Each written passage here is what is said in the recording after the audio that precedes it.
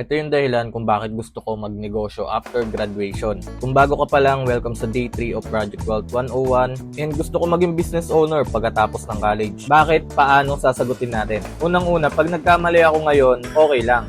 Kasi bata pa ako at mas madaling bumangon. Marami pa tayong pagdadaanan at matututunan along the way. Kung makapagtrabaho man ako, at least may backup plan ako kung mahirapan ako sa corporate. Mataas din kasi yung potential na kita kapag nagnegosyo ka. At isa pa, control mo talaga yung oras mo. Sa negosyo, ikaw ang boss. May control ka sa oras at direksyon ng karir mo. Kaya habang hindi pa ako graduate, gumagawa talaga ako ng paraan. Nag-e-explore ng mga side hustle, mapa-online, or traditional way naman. Alam ko hindi magiging madali yung journey ko na to, pero walang mali kung susubok tayo.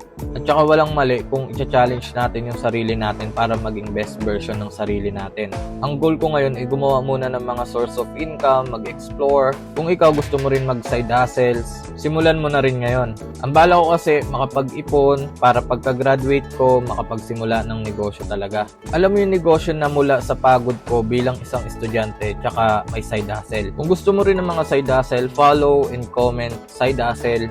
Sisend ko sa iyo yung mga alam kong side hustle online at traditional. So yun lang muna. Follow and comment. Bye-bye.